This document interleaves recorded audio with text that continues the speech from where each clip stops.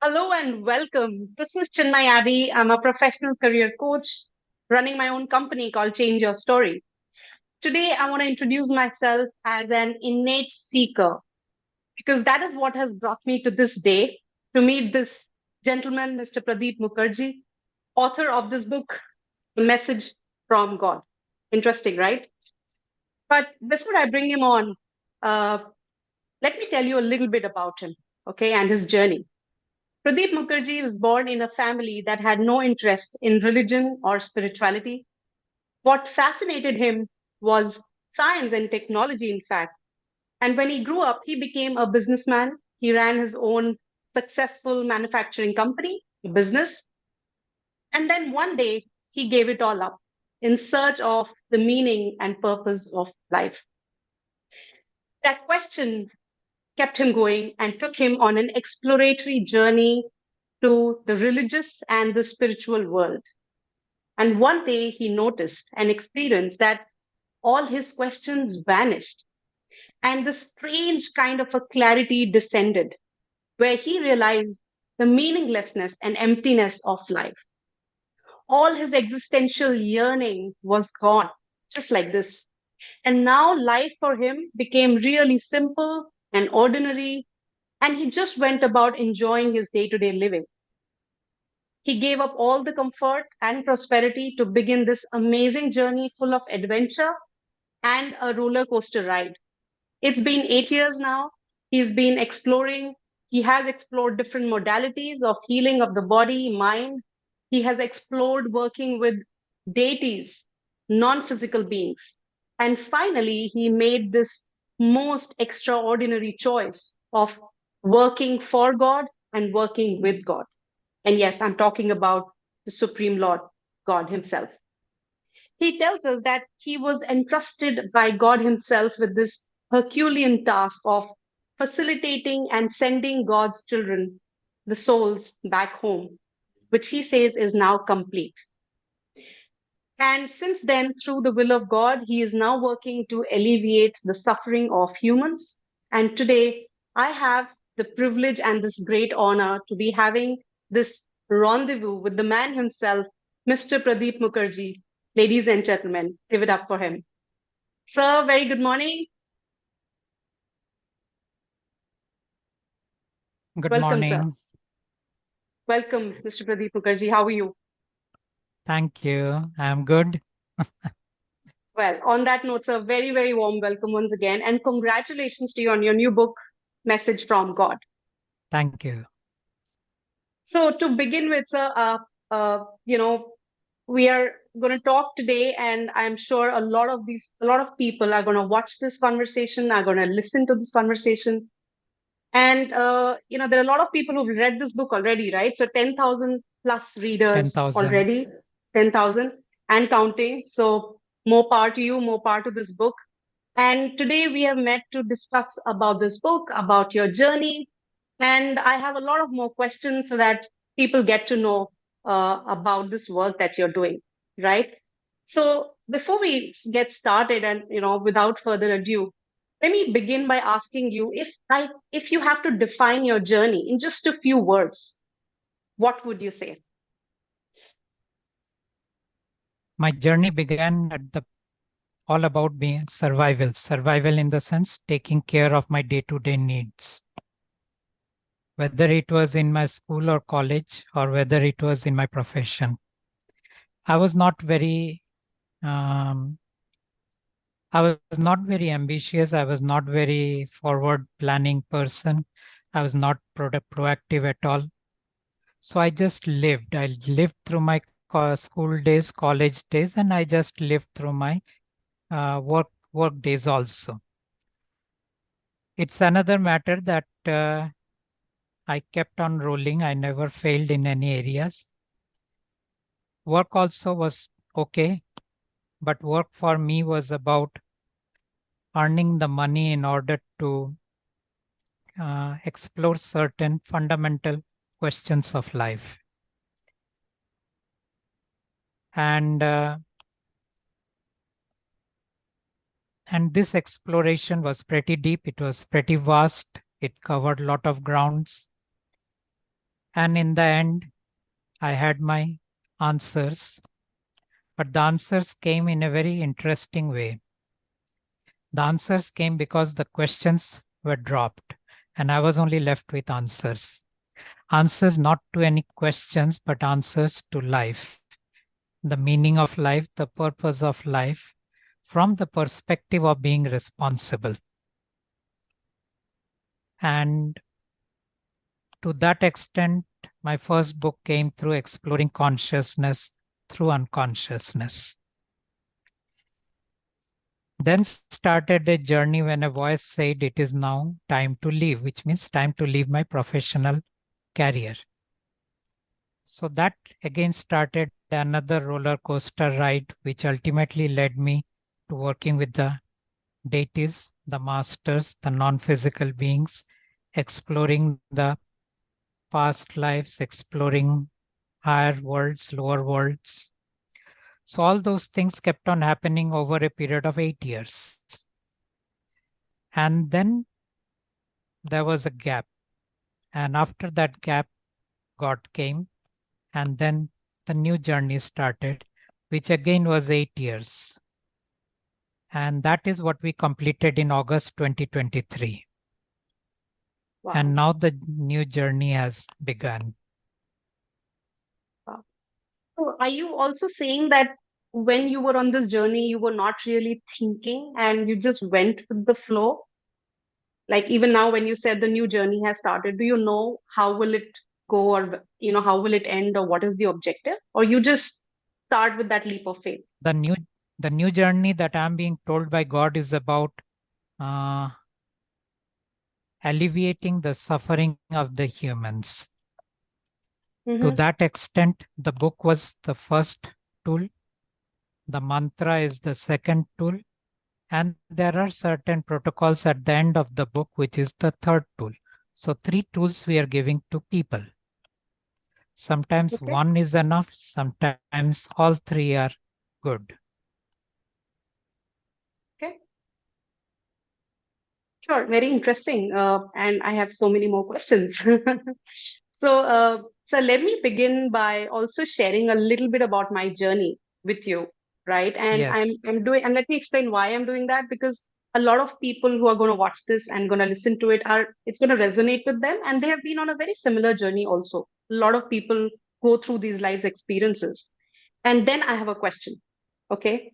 So I just want to share that as I was growing up, you start thinking about what you want to do with your life, what do you want to become. You have aspirations, ambitions, goals, and then you get busy acquiring them, right? Acquiring money, you build relationships on the way, you start working on yourself to become better. Uh, you start seeking happiness in everything you do. You start to figure out the meaning of success, which is very individual to a person, and then moved on to following some enlightened beings. To personally, then, I was seeking God, went through some, life happened like it happens for a lot of us.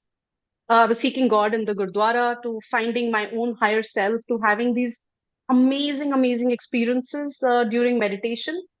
And exactly when I thought I had reached a certain stage in life where, I felt fulfilled, I felt uh, complete, in unison with everything around me, when I felt settled and I felt that I was on the right path, right? And boom, comes Mr. Pradip Mukherji, all right? And, everything gets shattered. So my question to you is that for people like me, and, who've lived lives, who've worked on themselves, figuring out these existential answers to these existential questions, why should we read the book, and why now? the reason why you should read the book is for the simple reason that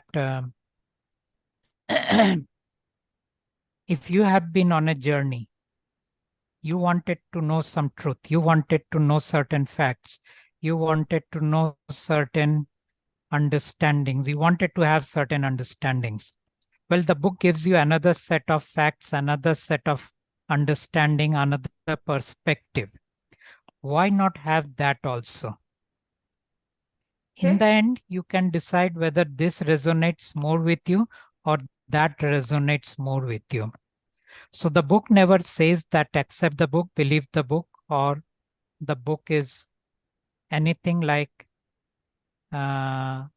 this is what it is and you should leave what you are already pursuing. This came from God. Now, when I use the word that this came from God, you let me also clarify that I did not accept God very easily because basically I am too skeptical, too cynic. Basically, I am a non-believer. Basically, I don't trust anything easily. And I have a scientific mind, I have an engineering mind, I have a rational mind, I have a logical mind. I am not someone who values experiences of life. While many people say I have had beautiful experiences, even I have had, I'm not saying I didn't have, but I always say, so what does it mean? So to every experience, I always put the question, okay, that was good. But it's just like having a wonderful dish in a restaurant, well cooked. It doesn't mean anything. I found that people attach a lot of significance to their experiences. That was one thing I never did. I questioned the experiences. Why was it given to me? What does it mean? Was there a communication behind that experience? Was the experience substantiating something which I already know or which I need to know? Right. So I treated the experiences with utmost, without any enthusiasm, let's say. While people are very enthusiastic about their experiences, I wasn't enthusiastic.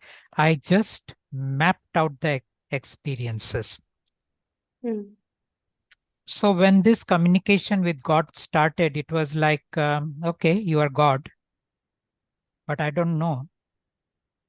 And I cannot ask you to prove that you are God for the simple reason that anything that you create within my five senses can also be created by a deity, by a demon, by an entity, and of course by all the deities and the angels and many things down the lower worlds and upper worlds. So that would not be a proof that you are God, because anything you create within my five senses, anyone else can create. So let's leave that aside. What I was interested is in the work that you will do. Now, the work that you will do also will be a work of healing, I understand. But of course, this work of healing was only because I was interested. He wasn't interested. He only wanted to take his children back home. But this was a trade-off that we made. You give something to the humans, I work for you to take your children back home. Wow. So being a businessman, I also created a business deal at that realm also with God. So So I was just listening to you, and sorry, you want to complete? When you said that you did not believe, and now you had all these experiences over several years when you were working very closely with the non-physical world. Now, this book goes to ordinary people, the ordinary human beings who've not had these experiences or these capabilities to, experience or communicate with the non-physical world. How do you expect them to believe? Because, you the, are the spokesperson, apparently, right? For God. the reason I'm sharing these things is people will ask, what credibility does this person Correct. have to write what he has written? So Exactly. I did not share all these things in the book because the book was God's book. It was not my book where I can bring in my stuff. But this platform is kind of my stuff I can bring in. And that is the question people ask. What is your credibility on the basis of which we should believe what you have said? So Correct. my credibility is I have worked with the deities, I have worked with the demons, I have worked with the masters, I have worked with angels, I have accessed past lives, I have looked into many things. which are metaphysical, which are esoteric, which are occult, which are shamanic. So having explored the non-physical world and yet fully grounded in the physical world with my rationality, with my logic, and with my sense of discrimination, that is the place from where I have written this book. Or I did not write, I allowed this book to be written through my hands. Got it. Got it. Wow, this is really interesting, sir. And but basis on what you just shared, this is like stepping into uncertainty, and this is completely uncharted territory for all of us. People have lived their lives believing in some concept, some abstract concept of God, and now at this point, having prayed, worshipped these gods for lifetimes, perhaps. Now when you bring this the new information, the truth that you call it, it is extremely unsettling, and people don't want to let go of those thoughts that they've grown up believing in, right? They feel they're betraying their god, and they hold on so tightly कि अभी बस यही तो है और ये भी छूट गया, तो there is some new concept of god you're giving now. How does one deal with that? It would be very difficult to deal with it, I can understand. Because humans are basically not rational beings, they are emotional beings. They assume they are rational, but actually they are emotional. And the two things that drives the humans, one is fear, another is greed. So a mild form of greed is what we greed. It can be obsession, it can be lust. So these are the two things that drives the humans. And in Hmm. that space, when I bring in something, a new set of information, which totally uproots the Exactly. information that the humans have had up till now, it is going to be very disturbing. It's like telling people who believe that the earth is round when they believed earth is flat. And Flat. Correct. every proof was showing that earth is flat. So when they said earth is round, they did go through a turmoil because first thing it totally shatters religion. And Mm. second thing, it totally shatters their rationality because they can clearly see earth is flat. So this, it is in the same way what I am bringing is much more out of the box than earth being round. So, And And so people will not accept this. God also knows people are not going to accept this. But people who are in pain, people who are in suffering, they will say, okay, forget about what you have written and what you have said. We don't care about them. Tell us, can we talk to the book and get some relief or not? Can we do the releasing and get some relief or not? Can we do the mantra and get some relief or not? And we say, fine, focus on these three things. Forget about what I've written. You want to read it, you read it. You don't want to read it, don't read it. So wow. as a So human, I'm you aware must where be the you must be the first author on the planet to say that here is a book, just take it and do not read it. yeah, I do say that because the utility, I'm concerned with the utility. The utility is not in the pages what I have written. The utility is in the book. And the book has to deliver. The content of the pages will not deliver. They will inform. So I'm So what about concerned the about delivering. and so what about the people who are not looking as establishing a connection with God as a utility, but like they're really have been there, done that. Now they are just craving to experience that connection with God. Do you think this book is going to help that category of people also? I would say give it a try because experiencing God will be very different for each and every person. I have no experience of God, zero experience. I can cognize the instructions of God, but experience wise, it is zero. There are others who have very beautiful experiences of God. Some experience God clairvoyantly, some Hmm. experience God in their at the energy level, some experience God as if God is talking to them. So different people experience God in different ways. Some are say I'm seeing, some are say I'm feeling, some say I'm listening. For me, it was none of the three. I cognized the instructions. So, how people are going to experience God when they connect with God, I have no idea. I follow what you're saying.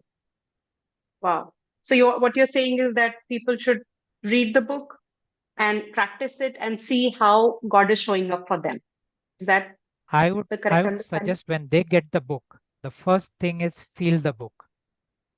Talk to the book and see whether the book delivers some shift in their life or not before they go into the insight pages. Hmm. Because the insight pages will be disturbing for all humans. It The is. moment It is. the moment people start reading the book, they are put off by the contents. Why they are put off? Because it shatters everything that they held up till now. Even the atheists are put off by the book. Forget about the believers and Believers. others. So And sir, if is the it possible to go on and experiment with this without analyzing or without accepting? Is that even possible? yes, it is possible. Do not accept the book. Do not believe it has anything called God. Do not think there is God in it. Just talk to the book. And you will Mm. find the shift showing up within 1 month. Just keep talking. Sure, there's something else that I think I should bring up now at this point, and it's coming from a personal experience that even when I read the book, and I've had some conversations with you in the past too, the intellectual mind rejects all of these ideas. But there is something inside of you which also wants to believe in this. What is that? The reason you want to believe because you have something which comes from God. That is known as the energy bodies. Okay. And your physical body and your mind comes from the king. Okay. These two, physical body and the mind, will go against the book. The energy bodies would welcome the book because energy bodies are creation of God. This being so, sometimes people welcome the book totally, and sometimes they are totally repulsed by the book. Depending So it on which depends part of your existence depending is on in which is their dominant reality at dominant. that time. Right. If their Right. mind is very strong, they will be they will be pushed away from the book. If Hmm. somehow they have some sensitivity, and what kind of people have sensitivity also, I'll tell you. People who have been shattered by life, devastated by life, given pain by life. These people's defense structures are lowered and they are willing to touch the book, feel the book, hold the book, and talk to the book. Because perhaps somewhere they feel that nothing has helped me, nothing has saved me. I have had my own painful experiences, so they come in that they are looking in hope that maybe this version of God will help them. True. So I always say, why not give it a try? Yeah, yeah, I hear you. Okay, so people who are listening and watching us, watching this conversation, some amazing existential questions being answered. Mr. Pradip Mukherji says, just pick up the book, do not accept it, read it, give it a try, and see for yourself. Right? Okay, we can work with that, sir. And that brings me to the next question, and it is an outrageous one. Okay, now you say that this is message from God, right? But what we see here is your face. In fact, we see your face everywhere in this God's work. How and why should we consider you as God? And how do we know that it's not your own personal propaganda?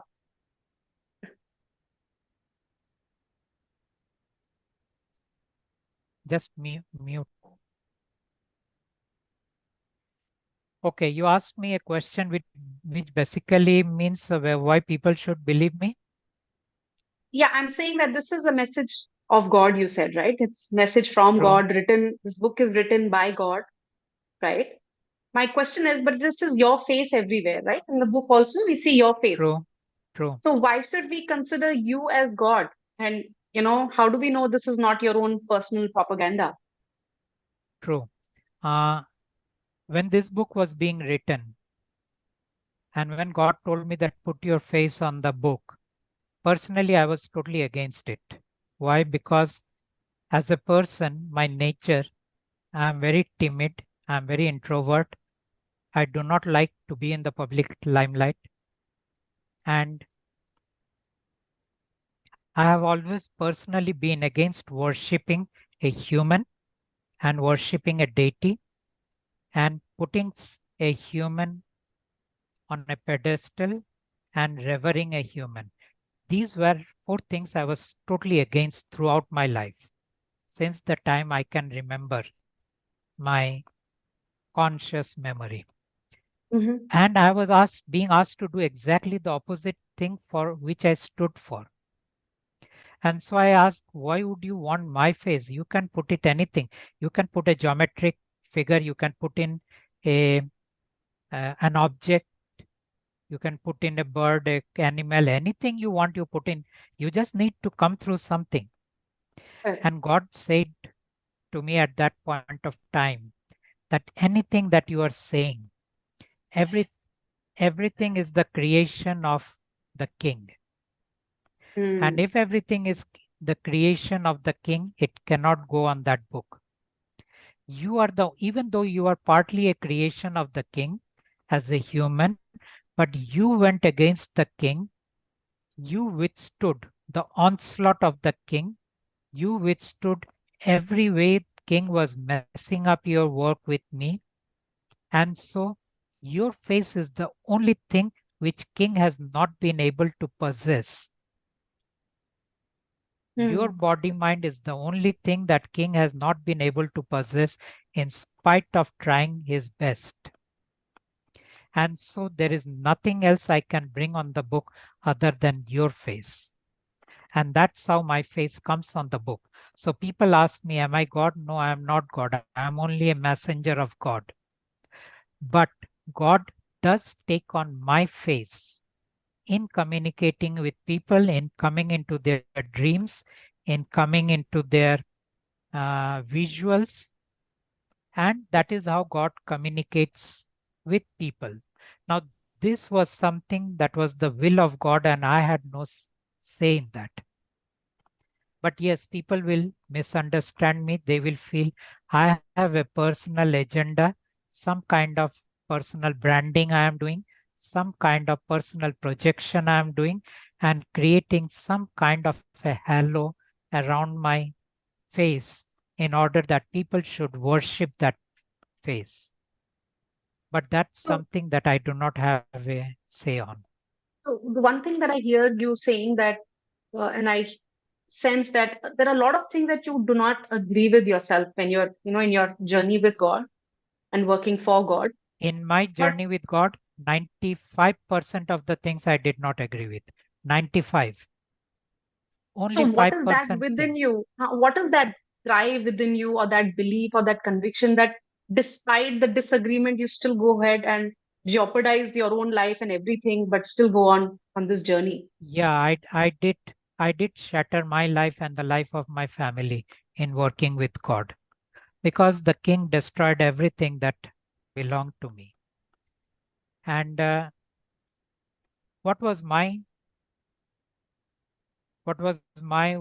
motivation is the Yeah, I word mean, I am I'm trying using, to but it's not understand. Yeah, motivation. what is that? What What is it made me inside of keep you? on going through was I knew everything from king and below, but I didn't know anything about God. And I was curious to know something about God, what it means to work with God. That Mm, curiosity.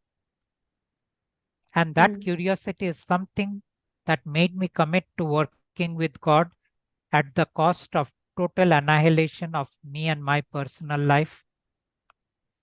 But that curiosity was the only thing that kept me going with God. And so now when you look back, I think 8, 9 years that you have been living with God, following his will 100%, was it worth it? Has it been worth it? If I would have known all these things that has happened to me in the beginning, I wouldn't have started. But now that where I am, I say it was worth it. And what makes you say that, if I may ask? What makes me say that is for the simple reason that I wanted nothing from life. I had no expectations, I had no desires. And so I was just living a life which was like eating, sleeping, and toilet. I had no other, nothing driving me. All creations were meaningless for me. So I was not driven to create this and create that and become this and become that or reach that place or reach that place. All those things were meaningless. Why? Because I inherently saw everything, how Mm. futile all these things are, including enlightenment, including becoming a Buddha, including having nirvana, including having ascended, including going into all kind of trips. Everything was totally meaningless for me. And I say meaningless not from a place of frustration that I couldn't know. I Mm. knew everything without becoming anything. I didn't So become a when you Buddha. say, right, please go I on. didn't Yeah. become a Buddha. I didn't become enlightened. I did not have those powers of a Siddha. I had nothing with me. But I had one thing, the gift of knowing without becoming, without reaching, without having. So that was the gift I had. And so when you say you did not want anything, then what has this work given you, which makes you choose this again and again? Because, you were living a It's life not with, about you had wanting. seen everything, the futility of Yeah, it life. is So not about wanting. It is about being curious. What is this person who claims to be God coming here and doing through a human? now you know That everything, was right? my, So now I now know you know everything about. everything. So what is in it for you now?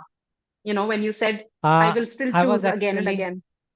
when we finished the Surat workshop in August 2023, Right. I thought that it was now time to leave or die, whatever you call that. I was getting ready for that. I just knew maybe a few more months, maybe a year at the most. That's when God said, no, we have another work to do. And Okay. this was a work that was in my passion 8 years back. It is not a passion anymore. But 8 years back, it was a passion that can I give relief to humans from their suffering and pain. But Mm. now God has taken over that work because God's work is over. Unfortunately, I have So, lost the passion. But when I do something, I don't need passion. I decide and I act mm. 100%. So just I need you to pause here, sir, that because people who are listening or who are going to watch this, you mentioned a workshop. So just for their information and knowledge, sir has been doing these workshops where you were giving a mantra for people to connect with God one to one, right? And that's the work Yes. you said is complete, which was going on for last 8 to 9 years, right?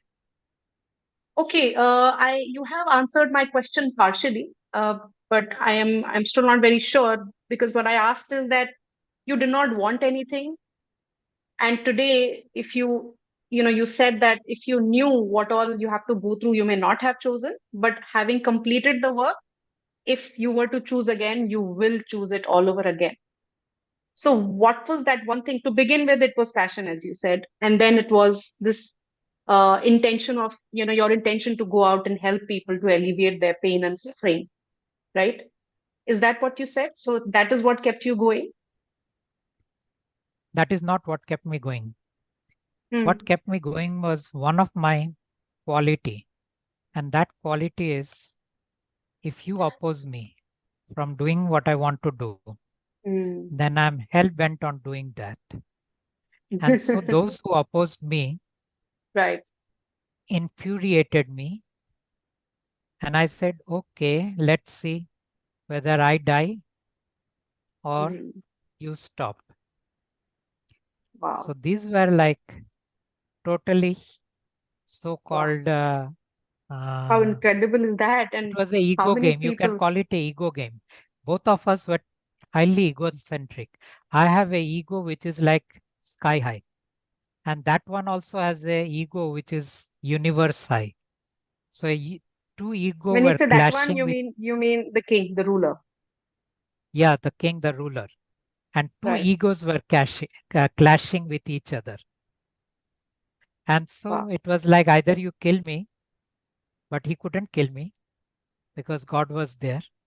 Mhm. I get it. And he couldn't also incapacitate me. He could have done that, but God didn't allow. It was just that I had to go through my own Mm. turbulence outside and And it's inside. amazing that, despite all of this, you still are the humble person that you are. And, you still, despite going through all these turmoils, you still say that you would have chosen God. I mean, how many people can do that? I wonder, how do you introduce yourself as an ordinary human being? That's a very big question in my mind. My ordinariness comes from the first place is I respect all humans. That's the first thing. The second thing, I realize that I am not someone who is very well read, who is a scholar, who is a philosopher, who can debate over scriptures. No, I cannot do all those things. I penetrate books, but I cannot read them, memorize them, and debate on them. I cognize everything, but that doesn't mean that I can have a rational conversation about the plus and minus of a particular book. Mm. So why I'm very humble is for the simple reason I have no powers. I have no knowledge.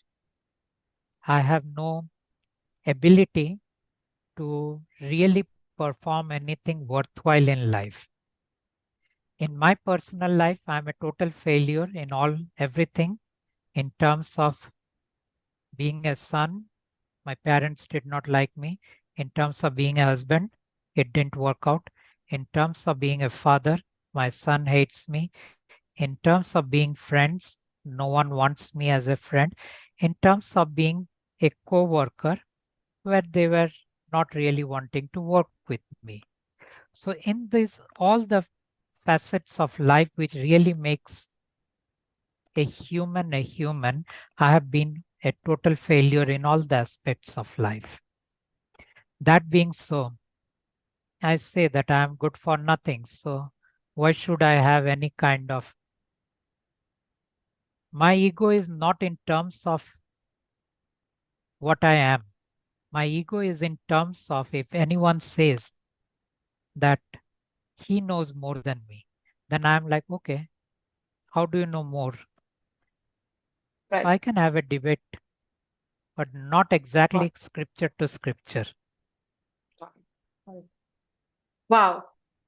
Sir, can we say that your picture, when you say in the book that, speak to my picture, and this is the face that God is I say using speak to the from book. humans, right? So, is this picture the closest that one can come to God? Currently, may not be tomorrow.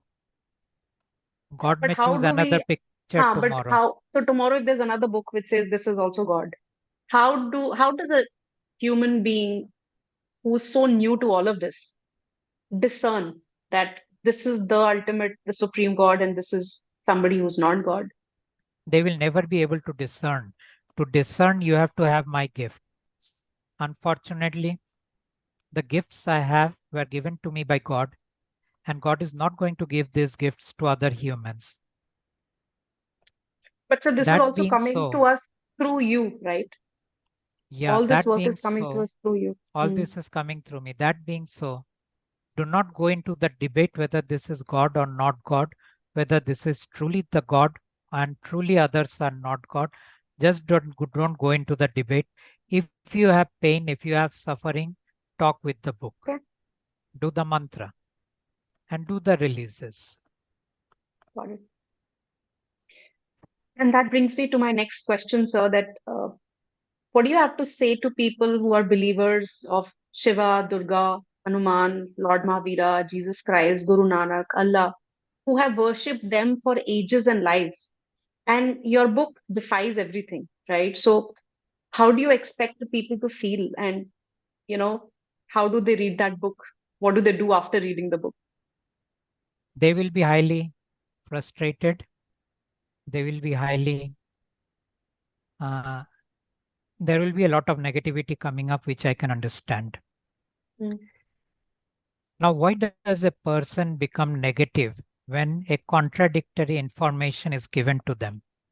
mm, A person becomes negative only when that person has made that information which they are currently holding a part of their identity. So let's say that I am a Brahmin, okay? I'm a Hindu, I'm an Indian, three things. But someone comes and says, hey, you are none of these three. And I'm like, then who am I? Now, this question, who am I? Or the question, what do I now believe in? Are very shattering questions. correct. One breaks my identity, the other breaks my belief system. Mm, Belief system in terms of my actions. Because I knew what I needed to do throughout the day, going to the temple, going to the Gurdwara, praying, doing meditation, all these things I knew. Suddenly everything has put a big question mark to that. correct. So they are not going to like. And I told God that what you are doing, we humans are not worth doing it. Because What I was the know the answer? humans and God knows the humans. We are unnecessarily wasting our time. And I say this totally on the public. I mean, this will go out, I know. Yes, yes, yes. We are wasting our time, me and God both. But we will give it a shot. If it works out good, if humans ultimately totally reject us, we will withdraw. I will leave this body, God will leave this domain. The king will be there always for the humans, and the life will continue for them. Is there a critical mass that this book should reach to for you and God to know that, okay, this has been accepted? Is there any number that we There have, is no that you have? number. So I how do will you not know. know It is that? it is a decision God will make, not Hmm, me. okay. Okay. So this is, at times when you speak, this is actually also a little bit scary and extremely intimidating. And I want to ask you personally that don't you feel threatened by these, the dogmas and the people around and with the current political environment we have today? Have you come across any such experience where you felt threatened? Not till now. You want to share? Tomorrow, I don't know. Okay.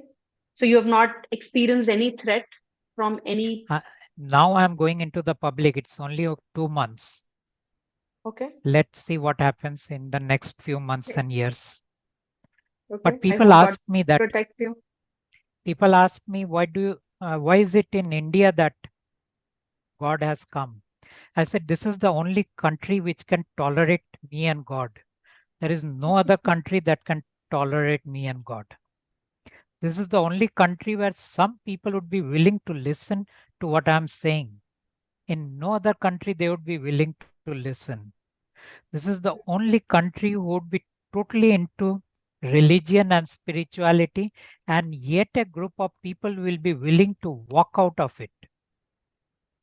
No other country will do that And so in the the, beginning. another question which is related to this thought that in the book also you talk a lot about these Hindu gods. What about the rest of the world? What about the rest of the world? World. Can you In repeat? terms of, yeah, I'm saying in the book also you talk about Hindu Yeah. gods, right? Rama, Shiva. What about the rest of the world and their The rest of the world is like the concept of Abrahamic God? religion, who are almost like 60% or Christianity. whatever, 60, Hmm, hmm. 70%. So their gods are directly the king. The king is saying, I am Jehovah. The king is saying, I am the Lord. King is saying, I am Allah.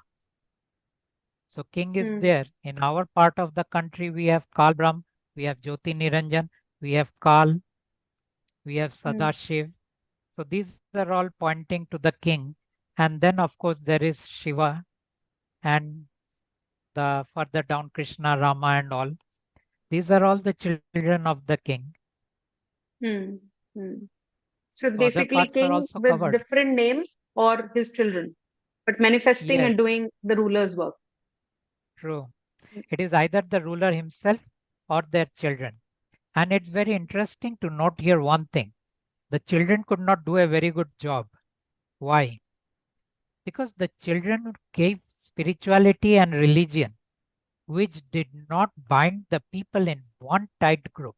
Hmm. Hmm. But when Carl did the job, he first experimented with a very small group using Jehovah as the name. That was a pre run trial. And when he succeeded in that, he took it to the next level into Christianity. He bound them. Hmm. But when he bound them, he found that even they were not so tightly bound. And so he further experimented, he innovated, and then he created the last religion called Islam. This was a total success. He tightly bound those people. And this is one group no one can reach. They are so tightly bound. The king has done a wonderful job. I just see the way he has worked. It started with what we call the Sanatan Dharma. It ended with what is known as the Islam. In between, there were the Buddhists. Buddhists, he made sure this group will never go to God because for them, there is no God, there is no soul. Hmm. The Jainas, they have soul, but they have no God. No, they So have these these, 24 Tirthankaras yeah, and they so they believe have in. those humans who became superhumans or Right, called right. gods, but that is not the God I am talking about. Hmm. So this is one beautiful work that the king has done in order to preempt that God will never succeed among the humans. So I'm fighting a losing game. I'm not fighting, I'm playing a losing game. I'm not fighting. I love how you are so into the work and yet you are so detached. And I don't know how do you do that. Because I have no expectations. I'm very clear humans are not going to accept my book or God or anyone. But what do you have to say? 10,000 people in 2 months? I think it's not bad at all. 10,000 people happened because there was a community who Mm. spearheaded. But this community has reached its end. Hmm. So now another 10,000 it will not be possible in so fast. Okay. Okay. Let time So decide that. let's see. Let's see in next Right. 2 months how many books reach to people. And Uh, already so, there are reactions that have started coming, mm-hmm, which I am mm-hmm. observing. Okay, do you want to share anything around that? So many people are returning the book by saying, what nonsense, trash. Who wrote it? How can you say that our God is not the Mm. ultimate? Now, this I'm Okay. talking in a very decent way. Things have not always been that decent. Okay. Got it. So another very important point here that you mentioned in the book is that everything where we live in is Maya and Matrix, right? Which is an hypnosis. And I think, exactly what you said, that people may feel jeopardized because of all these mental blocks and their own personal experiences and journeys. What do you have to say to them who say that this is another hypnosis, or there is a man who's hypnotizing everybody into believing into a new concept of God? Yes, it is possible. Because if I did not believe God for 5 years, why should people believe me? I always say that. Okay. You shouldn't. All I say is try the book. If this book serves you, use it. If it doesn't serve you, drop it. Okay. Makes sense. And there's another very important question that people think that, for ages, we have lived in this world. And in your book, we read that God does not control the whole universe. It is being controlled by an imposter who's posing to be the God, right? And the ruler. True. Everybody wonders कि how is it possible, sir? इतने महापुरुष हुए हैं इस दुनिया में, इतने enlightened souls हुए हैं. Nobody ever got to know about this. And you claim to be an ordinary human being yourself. You are yourself saying that you experimented with God, you did not trust initially, and you know all these details, right? Aren't you like another guru who's promising to give us liberation and freedom? And how is it possible that nobody ever knew it? So it's very hard and unsettling to trust all of this work. And on top of that, you're saying that, yeah, don't trust the book. Don't trust anything I say. So, it's extremely unsettling and confusing. Okay. The first question is how come all these people who were the great ones, who had very sharp minds, who had very sharp intellect, who had very sharp perceptions, could not penetrate and give to the people what I am giving? For the simple reason they were within Maya, they were Hmm. within the matrix. My knowledge is coming from someone who is beyond Maya and beyond matrix. My knowledge is a direct transmission. It is not coming via anyone. The king and the female who is creating Maya and matrix, they both have always deceived the so-called gurus, the so-called masters, the so-called enlightened beings, the so-called Buddhas into believing whatever they believed. I had no belief. I was given information. And I'm like, okay, now how did that information Mm.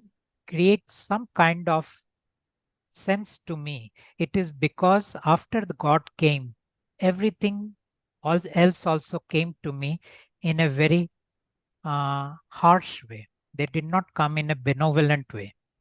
Mhm. All of them. I have seen Durga coming in a very harsh way. I have seen Shiva coming in a very harsh way. I have seen Kal Bhairav, Bhairavi, all of them from upper to lower. I have seen the entities doing what they are doing. They all came in a very harsh way. And that is how I recognized each one of them in terms of their power, in terms of their cunningness, in terms of their negativity. And people worship Shiva. Now Shiva did come and take the mantra of this God's mantra that I give to the humans. He also came and took. But when he started practicing, the king said no. He couldn't stand up to the king. When Durga came, who is considered to be the highest feminine and considered to be the highest of the power, the Shakti, and everything, Durga took the mantra. Durga could not do it. The king was so threatening.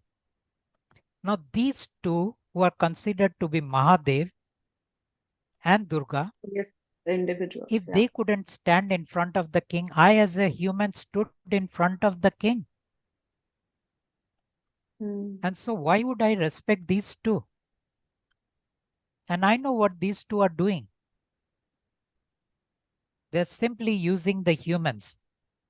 They're simply creating all kind of chaos in the life of the humans. So are you People will also not saying believe that me, I know. no? But I just brings me to another. I'm just inquisitive that these individuals, Shiva and Durga, are they in like activity and they cannot do anything? So they themselves know the reality now, but they have no other place to go to. How does that They have work at no that other level? place. They have no other place to go to. We humans at least have God to go to. They don't have. So they are in a very bad shape, if I They are may. much I don't worse know. than us. They have powers, and that is what the humans are worshipping them for. But they are Hmm. not great beings. It's very hard to, you know, cognize and make wrap your head around the fact that we are living in a world which where God wasn't here, right? Some way Yes. it all happens to be God's creation. In some way, if you look at the cause and effect theory, Well, this universe was created by God, which means this planet Earth was also created by God. Every planet was created by God. It was right? created in the domain of God according to God. And Correct. when the king went against God, did not follow the will of God, king was pushed out, and everyone who was interested with in the king was pushed out, Correct. along with the domain in which the king was staying, which was this universe. And Mm, what the king subsequently did was he created the stars or the suns out of certain planets, and he brought the planetary movement into certain within certain laws which he created. He created the laws, he created the stars, he created the black hole, he created everything. mm, Originally, it was given to him in a very raw form. It was just mass of planets moving around, and it was given to him. Now you do whatever you want to do. There were no stars. There was mm. no light in the beginning. Okay. So just to put this in perspective for people who are watching this conversation and going to listen to this, you need to pick up the book to read the entire story that sir is talking about here. How did this son come into being, and what happened between the father and son, and the story, and which brings us to this day when we are talking and discussing this. Sir, I also feel intrigued about some great humans that we've had, like Shirdi Baba and Guru Nanak, who said that there is one God, right? And a huge percentage of people always believe that there is one God. So who's running this whole show, who's omnipresent, who's the one above all. Now, weren't they referring to this same God always? No, they are referring to the king. But so they did When the not even Muslims know say, that there are four gods, right? So yeah, they they do always not talked know. about this. So they were always talking about this one God who we now When know as the Muslims said there is one God, they were referring to the king. the king. When the Correct. Christians said there is one God, they were referring to the king. Hmm. When we said, the Hindus said Paramatma, they were referring to the king. When the Hindus said Parmeshwar, they were referring to the king. The Buddhists said there is no God, so there is no point there. Hmm. Hmm. Hmm. The Jainas said there is no God, Hmm. so there is no point there. So It's like everyone was you don't know referring, what you don't know. It's like you don't know what you don't know, yeah, so right? they were referring to the king, and king was the ultimate at that point of time till God came into the picture. Hmm. Till that time, everyone thought king is the ultimate. Right. So for people who are watching, if they will pick up the book, they will know that the only one way that we've known God is only one of the four gods, right? Truly, you only know Right. one of the four gods. All the Correct. spiritual people believe God is within them. They are Correct. referring to the soul, the third god. Right. And so, what is the Alak God? Even in the book you have mentioned, and there's a website, alakgod.com, which is the website for all this work. Who are you referring to? Uh, One god takes on many roles. Okay. Like I can be a father, I can be a husband, I can be a son, same body Hmm. mind. In the same way, the same god takes on different roles depending upon the work they have to do, depending upon the nature of energy they have to bring in. So right now, up till the point I was working in facilitating for the souls to go back home, I was working with the Sat God. Okay. Now, when it came to about alleviating the suffering of the humans, I'm working with another aspect of God called Alak God. Okay. Okay. And does But it these also are have aspects of same God. to do with the different places where God resides? Satlok Yeah, is God has different domains, and correct. God lives in different domains with different kind of bodies. Even though God is same, God transforms into different bodies in order to live in those different domains. Got it. Interesting. So while God was not residing in our universe, but if he chooses, he can actually be anywhere and everywhere. Is that correct? Is that Correct, correct understanding? So while correct, he also communicates through your image, he can also take any other shape or any other form or any other place. correct. Got it. Got it. So usually when you live somewhere, there are protocols to be followed, there are policies and there are rules, right? And if I don't follow them, I'm called a traitor and I can be punished. So in this case, if we were to believe in the story that you've written in the book, there is a portion that we have which belongs to God, and there is also this portion of the king, the spirit, right? Who's the ruler of this universe. At a human being level, where I'm just fighting for my survival and some peace of mind, how can we continue to live here by discarding the king's will? And how will I know that I am not being punished by God or I will not be punished? And because he's controlling the entire matrix. So it's very intimidating. There's one part which wants to believe in, but there is a lot of fear. What do you have to say to that?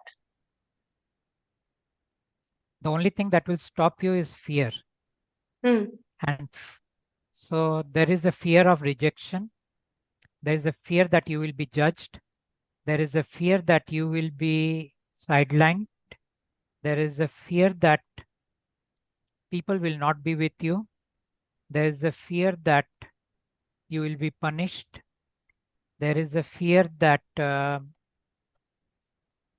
what if there truly is no God and I'm unnecessarily taking Hmm. on this whole project? So all these fears can be released. The only reason I was able to go with God was because I kept on releasing on my fear. It is not that I did not have these fears. Mhm. Right. And everything that I talked about has happened in my life. But Excuse me. they did not mess me up. They Because did of this not destroy protocol me and this in, yeah, this tool because that you of the have. releasing, because of Hmm. these tools, Right, right. I was not So, destroyed. sure. Can you briefly talk a little bit about these tools for our audiences, sir, which are there in the book? Uh, the tools are very simple. It says there is a issue. And then there is a line called, May I have your grace, God? Okay. What is this issue? The very simple issues are I have got a pain in my chest. I have got a pain in my head. I have got a pain in my stomach. I have got loose motions. I have got fever. I have got aches. I have got flu. Whatever is it, or it could be emotional. I'm I'm angry on that person. I feel so jealous about that person. I hate that person. I'm not able to forgive that person. Hmm. I feel intimidated by that person. I feel that I cannot express myself fully when that person is around. Now, these are emotional and physical things, Right, and it right. could be psychological. The psychological is something like this belief in me that if a cat crosses my path, something bad is going to happen to me. So it's a Hmm. belief. So you might have a lot of beliefs, set of beliefs. Sure. So, for people who are watching this and listening to our conversation today, if you pick up the book, at the end, there are several pages of these protocols and tools given. So, feel free to use them to bring some ease in your life, right? So one aspect of this conversation was fear, right? Which sometimes may not even be existent. But what if, the on the other side we have the ruler who's so powerful, and we are all in this hypnosis. This fear is actually very real, right? That something may happen to me or my family, right? Already there's so much of suffering, and if I go against him, following the will of God, so how does one deal with that? And is there 100% The guarantee that I will get protected by God? first first thing that is there is the ruler does not create anything more than what you cannot release. Okay. The ruler, it's like you never had an accident in your storyline. The ruler cannot create an accident in your storyline because he is also bound by laws, his own laws, Oh, which he okay. created, Interesting. which means our story is already written. And in my story, I'm supposed to have this much amount of money at this point of time that is going to come to me. Got it. Got it. So the ruler is not going to unnecessarily mess up with the storyline. The Got ruler it. can create psychological fears. Psychological Understood. fears, Which we like, can release. yeah, which we can release. Release. And that Got is how I also worked with God. I had to, basically, I'm a perfect human. I'm full of fear. it. I'm full of, not only I said I'm full of doubts, I'm also full of fear, which means I'm not a very brave person by nature. Hmm. I'm stubborn, but I'm not brave. My stubbornness has kept me going, Going. but that doesn't mean I'm brave. So God And must have also, rendered some protection to you also. there was no protection, Okay. zero protection. Only what Okay. God said is after you have been beaten, use this to come back into uh, Find some well-being. relief. Got it. Use the releasing tools to come back into well-being. That's all I was given, which subsequently Uh, I gave to the participants. sure. I just remembered that in the book somewhere you say that God has come here for the short time, right? So, after, even if you try to believe all this, all the work and the story, and you use these tools, you establish a connection with God, what will happen once he leaves, and सबसे पहले, why does he have to leave? Is he going to take all of us? And if he has to go, then why connect with him at all? He is not taking the humans. He is taking the souls. Souls. Right. The humans will continue. Even Okay. after God goes, humans will continue. But now humans will be born without the 11 energy bodies, but with only 3 energy bodies. The astral, the Okay. mental, and the etheric. Which Okay. means that the negativity that the humans create, because humans are nothing but a food for God, Correct. so-called God, not the ultimate God. Not correct. Okay. It's food for the king. Can So I if pause you, sir? humans, Here. Can I pause you? I just want to tell our audience that, the ultimate part about the story is actually the truth getting revealed, that why the humans are suffering, right? And when Sir tells us that our role in this planet, on this planet, is nothing but being a food for somebody. So, make sure you read that part and you understand why there is so much of suffering around us. Yes, sir. Please continue. so Buddha said that life is a suffering. Buddha never could tell why it is suffering. Mm, right. Everyone after Buddha and before Buddha also kept on saying life is a suffering. Nobody could tell why it is a suffering. Yes. I'm the first one who came and said, and of course, before me, Kabir had also said, it's not that I am the first one. Kabir was the first one who came and said that this is the reason why humans are suffering. Okay. So it is only in last 600 years we have come to know why humans suffer. Got it. Got it. And so, why does God need to leave after this short Why time? God And needs to live is once the souls are gone, God doesn't have any work here. This is not God's home. This is not God's place. so God Here, is going God to be is there as long as the souls are here. He is basically as going to, long as the souls are here. souls are here. Okay. So which means as humans, if somebody connects with God, that connection will remain intact as long as the human works and, does whatever these 2, 3 steps that you give in the book. Yeah, as long as they do the mantra, Right. 2 minutes a day. So it's not that once God leaves this planet, a human will feel abandoned. There will be no more, we will have different kind of humans. Okay. Okay. These are known as aliens, these humans. Okay. We already have almost 40% humans who are aliens because the Wow. king has already planned for that time when all the souls will be gone. 60% of the humans like you and me are souled beings. Okay. Our storyline is created from our karmic baggage. Okay. 40% of the humans have no karmic baggage. And they have no souls. They are sourced by group souls, not by Group souls. individual souls. You and me have individual souls.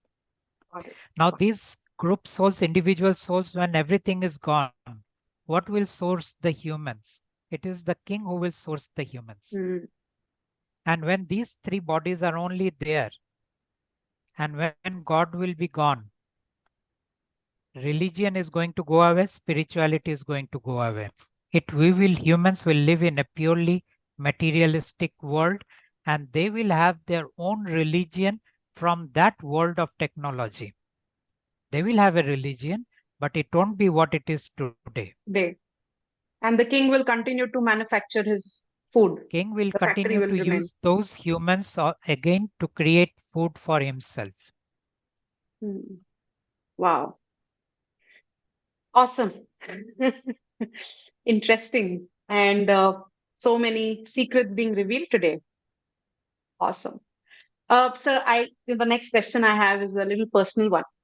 I am a career coach by profession, right? And we have several coaches, healers, astrologers, tarot card readers across the world. This whole multi-billion-dollar self-help industry, where we learn about different laws which empower us, like law of attraction, law of abundance, and the list goes on and on. Now, as per the book, when you say that everything is part of a storyline, there are people across the world who are reaching out to people like me to help them move forward in their life. And according to the book, everything is as per the storyline. So point is that actually in reality we cannot help anyone until or unless the storyline allows, right? So what should professionals like me do? You should entice people in order to come, pay you, and dream Okay. with you. Wow. Awesome. So another Because there belief isn't getting much that you can do for them. right. So It's okay. something like the teacher coming into the class and Hmm. Hmm. putting the tape recorder on, which is his mouth, and putting it off. But it is again the students who, on their Hmm. storyline, it decides who is going to come first and who is going to fail. It is again I their think uh, storyline. I think it's a beautiful analogy that you gave. So could it also be, I'll give you a situation that, for example, somebody is going through a turmoil in life and he or she seeks help from somebody like me or me and or myself or any other coach for that matter. And because of that help, uh, it was perhaps part of the storyline. He needed to or she needed to seek support, an external support to achieve a certain goal, right? Will then it make sense? You can help them in order to come to some state of well-being within themselves. How much wealth you can create for them, that is a Mm, big question mark because we do not know their storyline. right, right. But so isn't it as simple as that the fact that हम में से किसी को भी अपनी story line नहीं पता हमें नहीं पता हमारे लिए क्या लिखा हुआ है but doesn't mean that we can just lie down on the bed and sleep all day, right? We have to get up, show up in life, and be open to accepting, taking action, and receiving everything that's there for I, us. I again come to that example where the teacher comes into the class. Hmm. The teacher does not say the student who is meant to be successful in life will become successful, and the student who is meant to fail in life will fail. So I am not going to go and teach in the class. The teacher still comes and teaches. Understood. In the same way, every human being doesn't know whether they are meant to be successful or a Or failure. not. So they assume that they are going to be successful, and then they make the best efforts that they can in order to be successful. But when they fail, that is when they accept that I was not meant to succeed, or I was not meant to reach, and have peace in their life from that setback. Got it. But not in the beginning. In the Understood. beginning, every human has to assume that yes, I am going to be successful. And they should do everything So to I be remember successful. from one of the workshops that I attended with you, and I think that's a very profound statement, and it will fit perfectly right now, that we live our life believing that everything is my responsibility, but whatever happens, we believe that nothing is in my control. Is that the right way to put it? Yeah, it is like one of our scriptures says, do the best that you can, but always know the results are not, Right. will not be proportional to what you do. But Right. that does not absolve a human not to try their best, not to Mm. do their best. Correct. That would be being irresponsible. And if a human takes that as a part of their uh, reason to escape being responsible, they will bring more misery into their life than they were meant to have. Mm. I say more than what they were meant to have. Meant to have. Got it. Got it. So basically, do nothing but just stay in the flow and do your best. Exactly. Right. The doors are opening. Step into that door and perform the best you can. Got And it. do not wait for another door to open Mm. till it opens. Understood. Understood, sir. And that brings me So to my for next people like question. you, Yeah. now Right, I sir. just round up. For people Sure. like you and people who are life coach and people who are healers and people who are supporting others in order to be a little more effective in life, a little Right. more adjusted in life, a little more sorted out in life. The thing is, assume it is possible to be sorted out, assume it is possible to create, assume it is possible to deliver. Got it. So do not tell them in the beginning it is all storyline. But at Mm. the same time, know that if there are 20 people in your class, those 20 people will create 20 different Different results. results. Makes sense, And sir. they will be in line with their storyline. Mm. And your Got it. job is then to give them another set of tools which gives them some relief from their feeling frustrated and Frustrated. feeling a Stuck. failure. Got it, sir. That is another set of tools. Got So it. have both set of tools with you. The tools of creation and the tools of, what is the other word? Relief. Getting Got relief it. from pain and Yes. suffering. Have both set of tools. Understood. And we can also use God's tools now in our practices. Do we have that You can, but God permission? will not be interested in creation. Understood. But God will be very much interested, and God's tools are the most powerful releasing tools. Tools. Got it, I sir. have played with many tools in my life Mm. for years and years, all kind of tools, psychological, counseling, energy, quantum, Got it. intentions. So I played Mm. with them all, and I'm telling this is the ultimate tool. Only problem is it works when God wills, and that part is always not known. But I always say give it a try. Got it. Absolutely. Absolutely. But sir, isn't that how everything works in life? Everything. The Everything, yes, same car, same company, same brand, experiences can be very different, right? true. The best of the brands creates Best even of the brands. miserable experiences for people. Absolutely. Absolutely. Absolutely. Okay, so that brings me to my next question, and this is about people on the spiritual journey, those who are watching us or listening to this conversation. And I have also experienced some bits of spiritual journey myself, and I had my own spiritual practices. I believe until I, you know, started engaging with God and you, I believe that soul is on its own journey, right? And there are lessons to be learned to elevate as a soul. So you will continue to meet same kind of people. You will continue to confront similar situations, similar experiences until you learn your soul's lesson, right? And, so what is your take on that? Because a huge Uh, percentage of people believe in that. okay.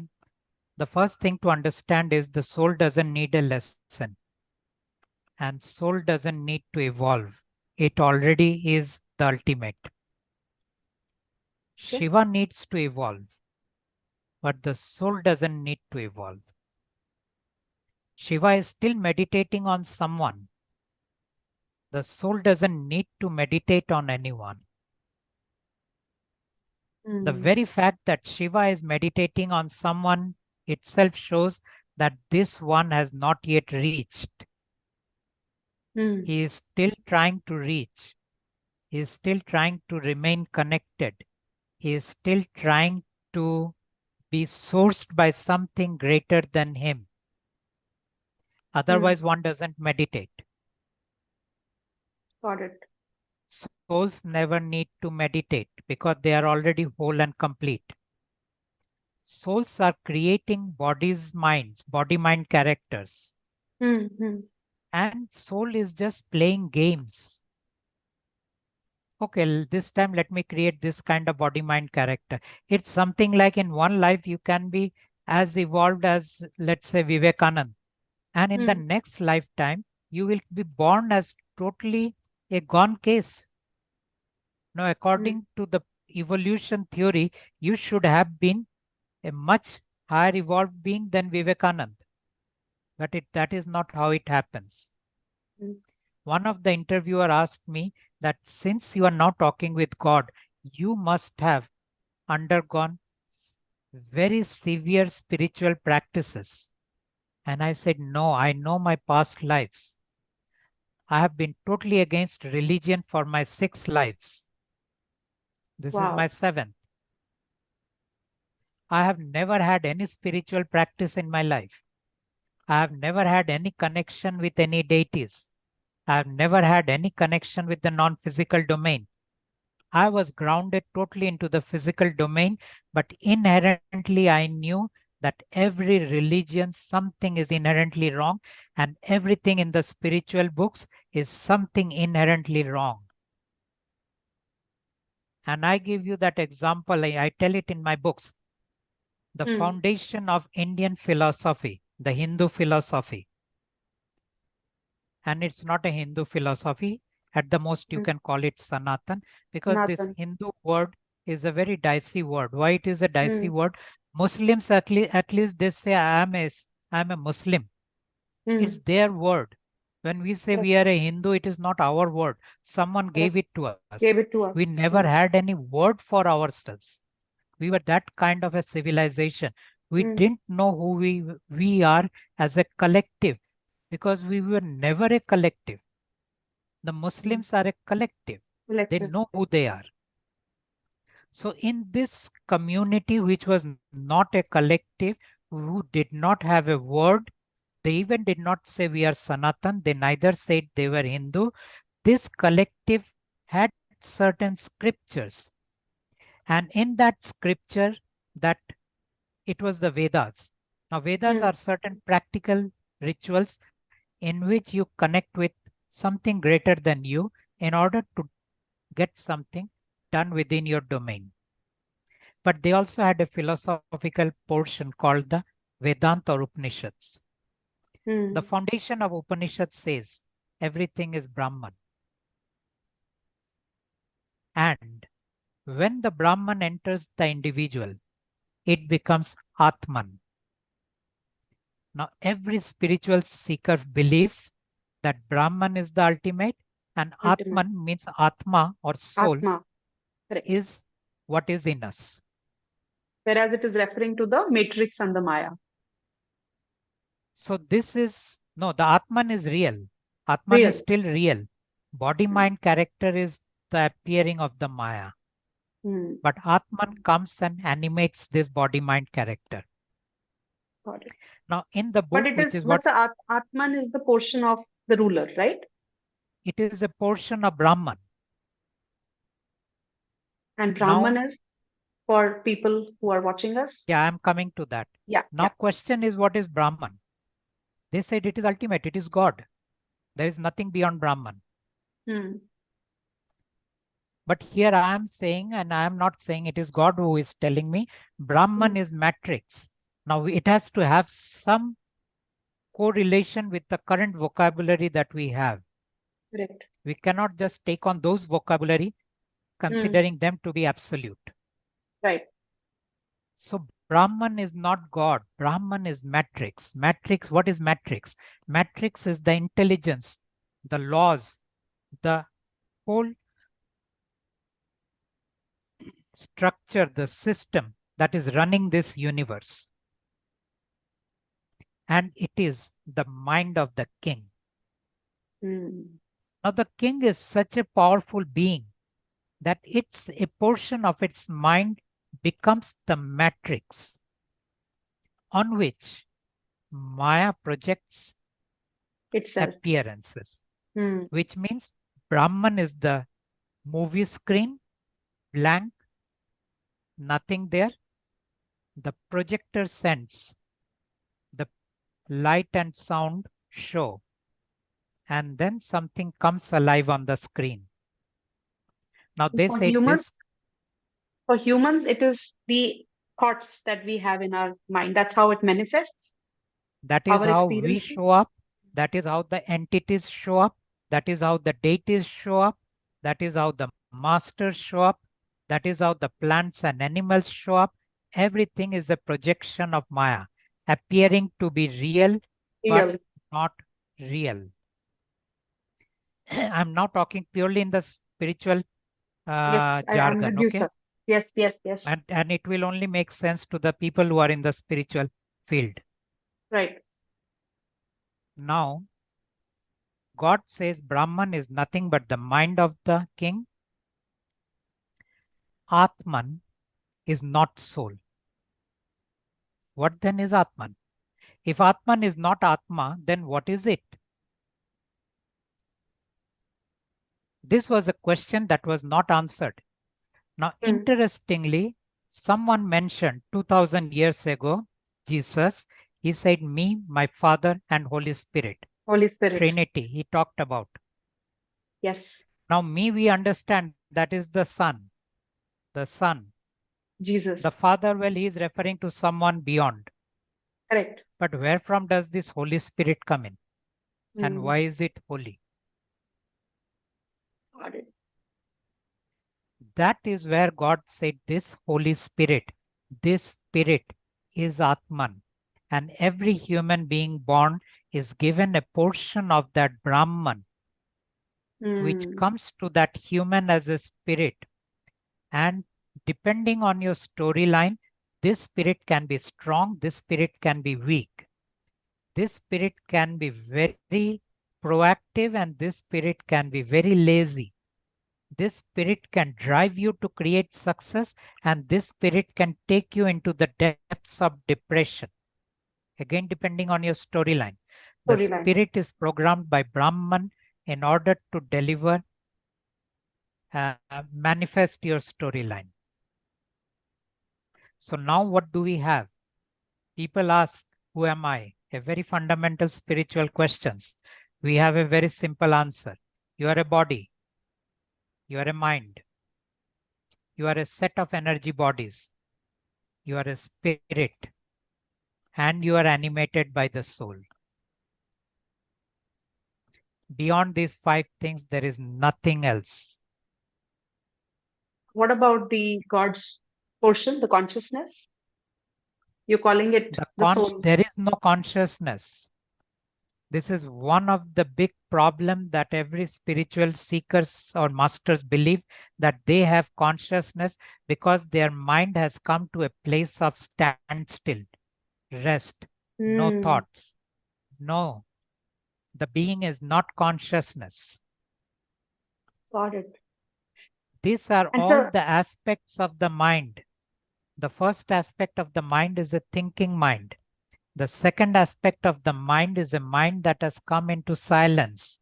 It is no more thinking. thinking. When does this thinking mind come into silence? Only when all its desires are gone. It has no wanting left. That is when the silence shows up. And I'm talking about ongoing silence. There are moments of silence which are trance state. That is different, Transient, which means you yes. are escaping the current reality, moving into Hmm. another reality, Hmm. experiencing silence, coming back into this For few reality. moments. I'm not talking about that. I'm Got it. talking about you're right in this reality. You're not escaping. You're not in a trance state, but you have no thoughts. Why? Because you have no desires, no wanting. This is Got it. another aspect of the mind. This mind now becomes the observer. The next aspect of the mind is what is known as the blissful mind. Now you have activated the second body. When the astral body is activated, you have what is known as silence and peace. When the second body, which is the mental body, is activated, you Experience now bliss. have what is known as bliss. In this state of bliss, you are so absorbed, self-absorbed, that you are totally immersed in that bliss, and the world falls away for you. You're no more interested in the world. And when you are no more interested in the world, now you do not have to take birth again. Every human has to take birth again because they are still interested in the world. Attached and interested. Got it. They are interested in their family. They are interested in the people. They are interested in making money. They are interested in success. They are interested in knowledge. They are interested in many kinds of interests. Name, So that is fame, also coming from the storyline. It's that is not, all coming from the storyline. I But am not doing anything to have that interest. It's just being given yes, to me. what what activates your first astral body and second mental body? Not your spiritual practices, not your sadhana, The- not your purification, not your fasting. No, they don't activate. What activates is the soul activates it. When it is written in the storyline, only then, at that point of time, it will be activated, and only for that person. That means you can do your sadhana, nothing is going to happen. You don't do any sadhana, you will still become enlightened If we are meant to be. if And you are then meant to something, be. and then something will appear as a cause for the mind to justify and Yes, to mind will then make say, sense of okay, it. I became enlightened because of this. Because, correct. So, sir, you didn't answer that. What is that portion of God in us? Do we have nothing when you say there's no consciousness? We do The not have soul is also consciousness. somewhere else. The soul is, So of course, what we God's have child. of the God, what we have Hmm. of the God is all our energy bodies, the 11 energy bodies. Ah, And okay. we have a God particle, which Correct. is The I lying in a dormant, deactivated state. understood. Now, when God comes to us, God also puts in us consciousness. Now consciousness comes in. Not consciousness is not when you came into peace and bliss. Understood. That is mind, pure mind. Consciousness is nothing but a portion of God being put into us, transplanted into us, in order that we be always connected with God and we are always wanting to be with God. Because the consciousness wants to go back to God. So, So sir, this if we, consciousness, yes, please, this consciousness. this consciousness, this God particle and the energy bodies, they all want to be with God. Mind, body, character means identity. They always want to push God away. Hmm. Now, this is the inner struggle every human has. Which one wins for whom and when, we do not know. And sir, for people who are going to read this book, who are going to watch you and share all this amazing insights on how can they establish connect with God, they will have a question that how do I ensure that God puts that consciousness and activates that portion of Him inside of me? What can I do to get initiated on that journey? God says, connect with me and I will do everything. You do not have to do anything. And these are things that will happen without any experiences. In the workshop, many people used to come and say, I do not feel anything different. I say only thing, you are still choosing God.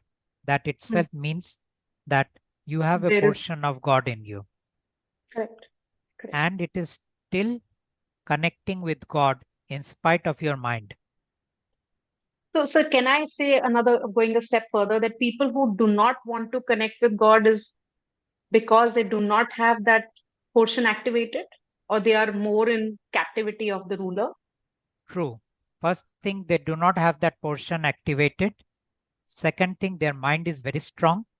That's why I say Mm, people who have been beaten by life, their mind becomes weak and they are able to accept God. People who are successful, people who have a standing in society, their mind is strong. mm, They generally do not accept this book and anything in this book. They do not even want to try the book out because they say, we can deal with our suffering and pain. Why do I need the book? And which in a way is true. They have the capacity to deal with their suffering and pain. And most of them, how do they deal with it? Number one, alcohol. Number two, smoking. Number two, getting addicted to all kind of entertainments. Number correct. three, pursuing knowledge. Now, this pursuing knowledge itself is an addiction. It's not all that Or any great. distractions, All running away kind of from the distractions. world. Yeah. It could be as mundane as Mm, window shopping or actually splurging money for things you don't need. mm, So these are ways they cope with their stuff. yeah. And that's fine if they don't want to experiment Of with course, God. it is And fine. God is fine with everything. wow. Okay, so I'm going to shift gears a little bit now and want to talk about this one of the most intriguing and talked about topics like death. As you speak, that now souls are ready to go back home, as we say. What will change? And since the work is complete, all the souls will now go back home. What will happen after death, and what has changed because of this First work? thing, we are going to be burnt or buried depending on who we are. Correct. Okay. So for us, it doesn't mean anything. For the Hmm. souls, it will go back to wherever it came from. What will happen to the subsequent humans is they will still be humans having the same kind of body mind, but Hmm. they will be more inclined away from the abstract to the real things. What are the real things? Technology. They will live into, like our spiritual people lived into all kinds of imaginary world where they said Right. they had their beautiful experiences. The humans will live in the meta world, the virtual world. Okay. It is just like our people today taking drugs and having all kind of hallucinations. Okay. The virtual world is also another set of hallucinations. Correct. And these hallucinations are going to become so real that it will one day become very difficult to distinguish what is truly physical and what is What truly is virtual.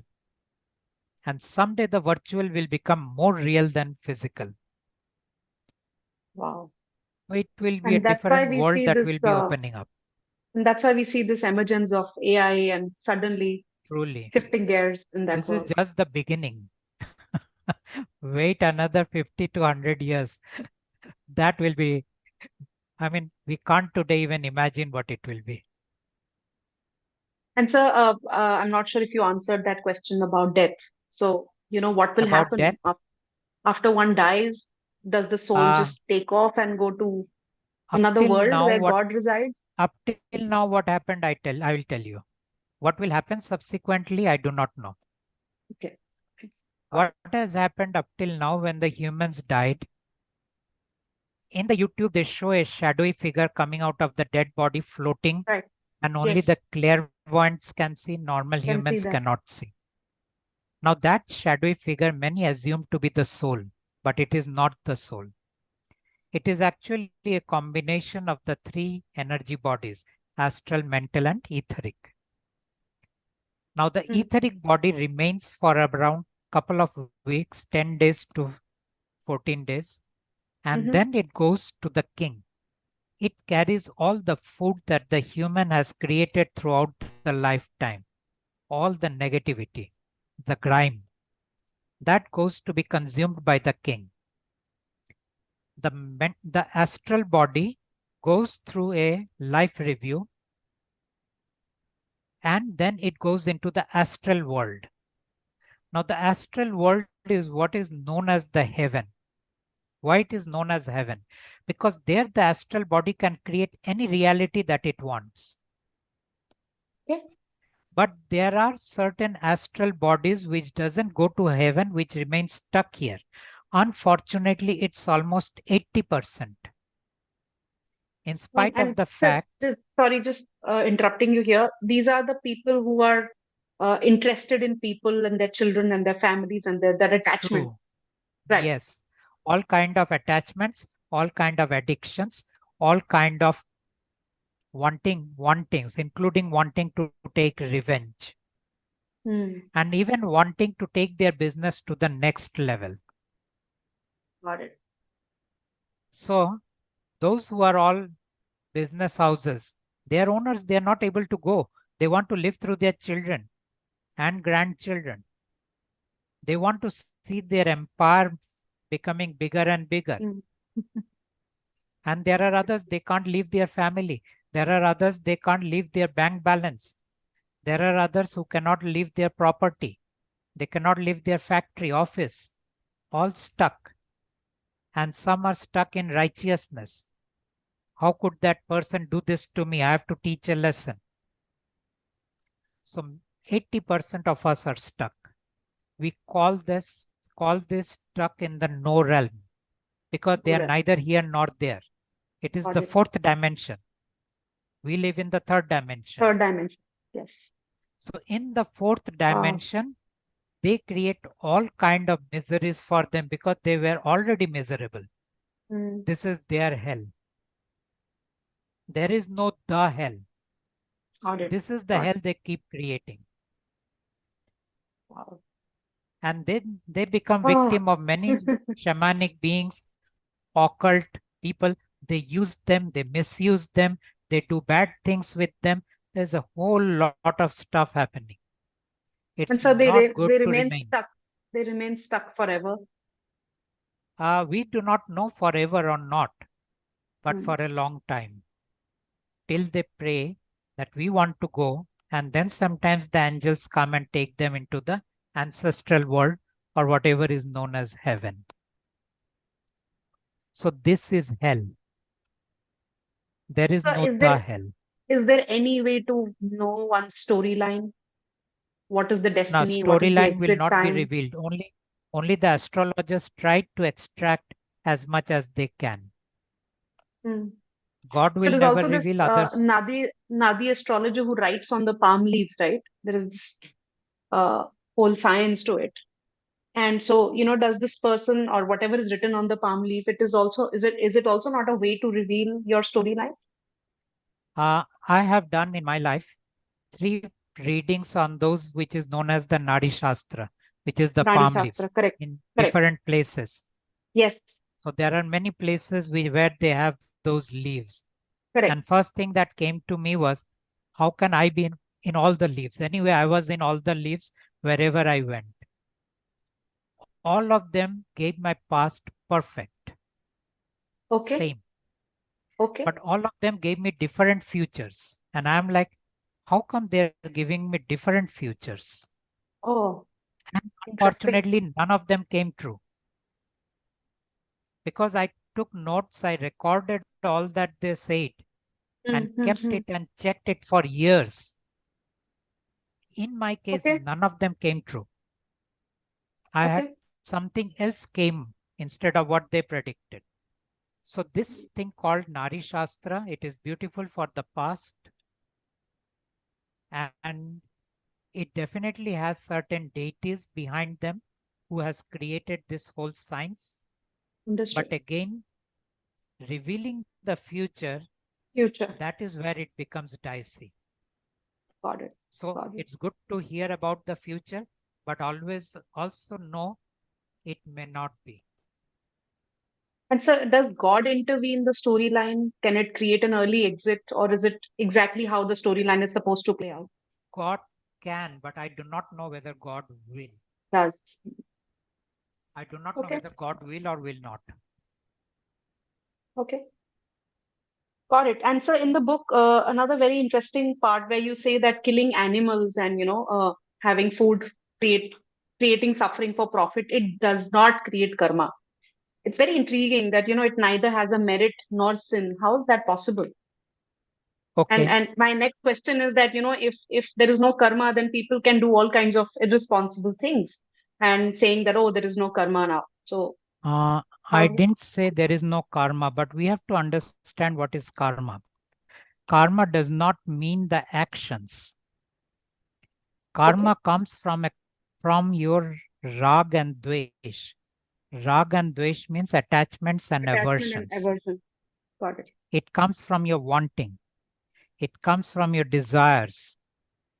It comes from your righteousness. Now, when you look into all these words that I used, you will notice that this human is not in a state of balance, ease, and completion. Right. They are all states of incompletion. And so I always say karma is nothing but unfinished business. Business. Why it is unfinished? Because you could not come into balance with all these things. You became attached to people. You started judging people. You started rejecting people. You started possessing people. You started controlling people in the name of love. You started misusing people, which means karma is nothing but an outcome of your attitude and state of mind and not your actions. And that is also not in our control. That is not in our control because we don't create the karma. Wow. No human creates karma. It is the something beyond the humans that force us to create karma. Because all our thoughts, feelings, and emotions are given from outside, they do not come from inside. And when people say, I'm the captain of my ship, I say, good. Now, can you create your thoughts at your will, or do they come floating in and possess you and trigger you and make you do things? Can you be independent of your thoughts? If you cannot be, that means they are not yours. Your thoughts are not yours. Your feelings are not yours. And if thoughts and feelings are creating your actions are not yours. Now I said that killing animals for food and profit does not create karma. Why? Because everything the king created was created on the law of food chain, which Hmm. means someone will eat something. Something. And just Correct. because someone eats the plants does not mean they are eating dead things. The plants are as sensitive as the animals. The Correct. plants have the feelings as the animals. But animals you A- can see, And plants it is you also cannot. dependent on what how do I interpret this? If there is no emotion, aversion, or attachment, I'm just eating it like a mechanical activity to keep for survival. It will perhaps not True. create a karma, isn't it? They don't create karma, whether you are eating insects or whether you are eating plants or you are eating animals or you are eating Got it. snakes or you are eating something else. They are Got it. just a food chain. You need it for your body. That's But why if they don't create. Then I right, use the word profit. Profit, why right. did I use? Because we need to eat. Someone has to provide, and that person also has to sustain his family. He is going to create a profit. But that will not again create karma. And Killing so just to people. clarify, for Okay. killing people for killing people and, people who do all kinds of crimes, uh, that creates consequence, right? Not karma. Yes, Can you consequences clarify are that? there. Consequences Right, are there. right. And consequences are karma, two different things. Karma rolls over to the next life. Consequences are finished up in this life. We are Right. we are where we are because of our past karma, because of our past lives. Hmm. But Got it. if I kill someone and I am sent to jail, that is a consequence. And I have Hmm. to go through the consequence, which means the laws of the world, land I live in, they I have to apply to follow. me. I have Correct. to follow. Got it. Got it. So we are reaching the end of this amazing rendezvous, and I'm just amazed with how calm and patiently you've been answering all my questions one by one. So thank you so much. And it brings me to two very important, imperative, fundamental questions, and the one of them is as follows. You said everything is given to us, right? Our thoughts, our actions, our storyline, our circumstances, our beliefs. Nothing is our own, including the karma, the choices we make, the consequences. Everything reaches us without us knowing the real cause, right? So when we cannot do anything, why share all this information with us? I mean, isn't it even more frustrating for us humans that one, life is empty and meaningless? Two, I cannot even give it any meaning. So there is nothing at all for me to do. What should I do then? Just wait and watch and die? I mean, it's Look into my frustrating. life. I have so much of informations, okay? And Right. whatever I speak a very small portion of what I have. Correct. But my life is not miserable. I'm Mm-hmm. thoroughly enjoying my life. And yet I don't want to live for another day. While I'm alive, I'm fully enjoying my life. And I'm enjoying them in the very small things which I have. I'm not running after what I don't have. Don't have. But people are running after what they don't have instead of enjoying what they have. Now, this is one shift that can happen irrespective of whatever your storyline is. Hmm. That if you can start enjoying what you have and forget about what you don't have. Because look into the people who had what you want, even they are as miserable and worse than Miserable. you. Absolutely. Otherwise, so many celebrities are committing suicide. They are rich, they are famous, they have everything. And yet, for them, what is the biggest problem is they have found that there is now nothing else left for them to want. And so they find their life so devastating that they commit suicide. They are not saying, okay, I have so much, let me now enjoy it. They Yeah. can't enjoy because they never learned to enjoy the small things of life. The only thing they knew was running after what they don't have. So So right now, isn't this also coming from the ruler, the tribe? Keep running, true, keep running, keep running. keep running, keep running, keep running. But God is giving you the opposite of it. Hmm. Wait.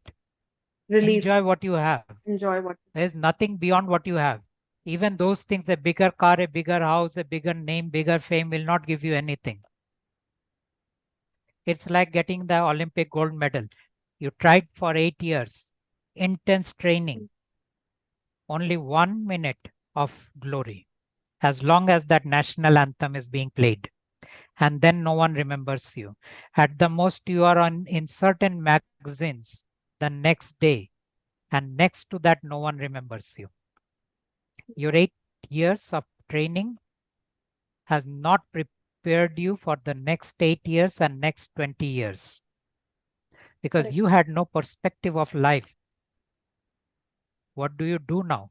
Suddenly an emptiness comes into your life. Some people sort it out by becoming coach or some becoming something, but not everybody can sort it out. So it's like that.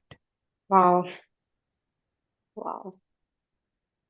So in continuation to this question, and this is my last question to you, that since there is nothing in our control and we don't know what will happen, our actions, our thoughts, people who have wronged us, and I'm sure that this answer to this question is going to answer a lot of questions that people may have, and especially those who are watching us and listening to us today. People who have wronged us, and we keep holding on to those, being vindictive or that bitterness or that sadness. Uh, should we believe that they did not know what they were doing, and also the opposite, that whatever good I have done or whatever good we have done, it's not us who's doing it. It is just a mere manifestation of a storyline playing out. So then forgiving, there's no question of forgiveness. There's no question of forgiving others or myself. Is that the correct interpretation? And how does one deal with in knowledge, in with reference to all this knowledge, and especially the storyline at the center? People who have been wronged, and there are very bad things being done to people. Okay. Correct. There are many people who have been wronged not only in their childhood but also in their adult times. And it just does not only mean the woman, it also includes the men.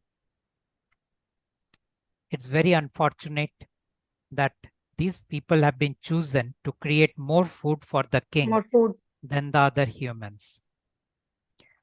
That being so, it is very easy to forgive who uh, who was the perpetrator, and also it is very easy to forgive for me becoming their victim and not being able to protect myself. Both through God is very easy. It can happen in seconds. So much so that these thoughts do not run in our head. These pain do not show up in our mind. Forgiving is very important. It starts with forgiving our parents, forgiving our siblings, forgiving our relatives, forgiving our teachers, forgiving our peer group, and then forgiving our boss, our co-workers, our spouse, our children. We have a whole series of people. And once this forgiveness is all done, so easy with God to do.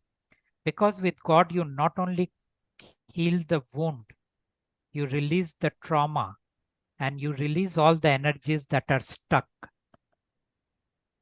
Yes. So it's very deep. And I And want one to of the urge, reasons yeah, please go on, sir. One of the one of the reasons. reasons that we always talked about in the workshop was forgiveness. To really forgive you, starting with the parents, to every person who came into your life. Yes. So beautiful that we had the rods and we could check with the rods whether we Correct. still are holding to any grudge or not. Correct. Once you have forgiven, you'll feel very light. And I It's can. interesting. I had a very big problem with God. I couldn't Hmm. forgive God because I Okay. told you 95% of the stuff is not going within what I want, within my expectations. Yes. I had to constantly I was constantly angry on God in all the work that I did, but my anger did not come in my commitment. They were two separate compartments. And yet this anger was huge, huge, huge. And many a times I demonstrated in the workshop how I was Hmm. still angry with God. And so And you I had released. to again release. Release. Because once I again release, God would again tell me something which I'm like, no, no, I don't agree to this. But I have to Right. do that because God says, no, do it. It's just like my face on the book. I don't like that. But God says, no, put it. So Right. And forgiveness. I want to take this opportunity to tell all our listeners and people who are watching this that no matter how bad your life has been, or whatever you've gone through, whatever traumas, hurt, it is possible to find solace through God and through these beautiful, simple tools that are there given at the end of the book. So please feel free to release all your sufferings and pain and all the traumas. And with this, you can even forgive yourself, and, as Sir said, the people who have caused hurt to you.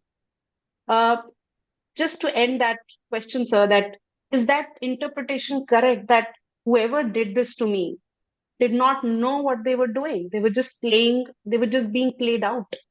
It's like this whole stage where there's this movie that's playing out, and the person was only playing his character to the best of his ability because that was the part given to him. He did not intend to hurt you, or she did not intend to hurt you. You were not, it was just happening as a medium to a bigger storyline playing out. Is that the correct interpretation? The storyline was created in order to create food for the king. And how can you Wow. create food unless you hurt people? Now, in order to hurt people, you need a perpetrator and you need a victim. Right. And always these two were going together. And the victim would again become the perpetrator and make another person victim. And everywhere this whole game was going on.